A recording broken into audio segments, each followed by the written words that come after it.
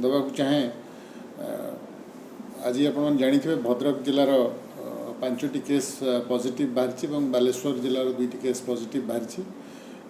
भद्रक जो 5टी case positive बाहरी भर जड़े व्यक्ति बयान जमापड़ी जे से 29 तारीख दिन कलिकतार बड़बजार पोस्ता गोटे जगह अच्छी हावड़ा पाखे सेठू से राति 9टारे गोटे मारुति ओमनी भ्यान रे 6 जन व्यक्ति बाहरी थे।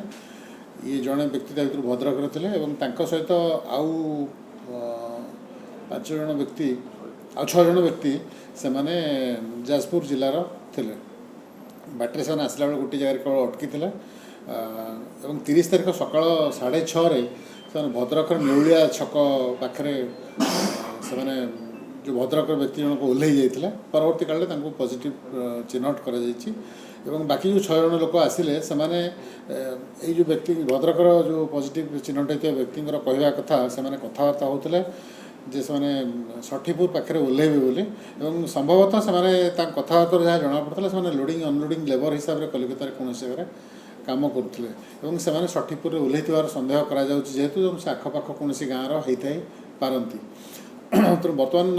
जेहेतु सठिक भाव में से भद्रक व्यक्ति ना गाँ कहीपना ठिकणा कहीपना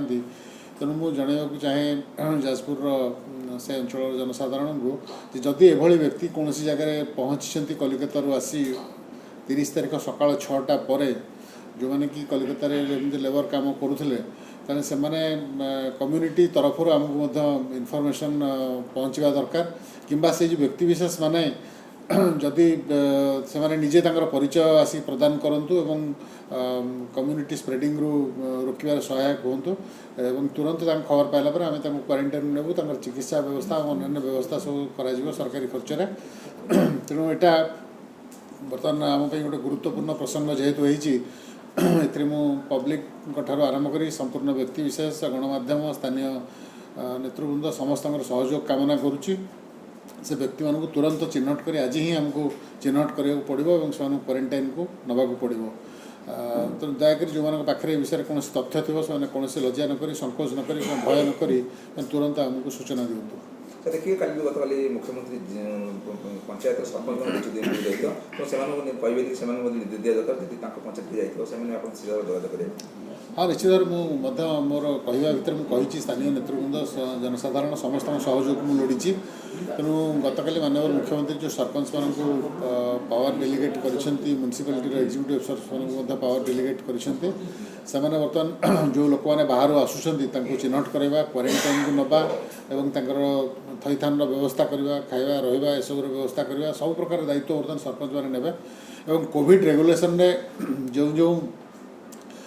रेगुलेशन व्यवस्था कराई जो पेनाल प्रोविजन कराई कलेक्टर मानू जो क्षमता दिया से क्षमता दिखाई जमीक गाड़ी जो मैंने अमानिया होकर बाहर कर गाड़ी सीजर कर पावर सरपंच मानक दिगला जो मैंने छेप पकड़े बाहर मास्क न पिंधि बुलवे से पेनाल्टी कर माने क्षमता सरपंच मान प्रदान कराई कारण सरपंच मैंने लोकप्रतिनिधि हवा सहित गोटे गुरुत्वपूर्ण ऑफिस होल्ड कर ऑफिशियल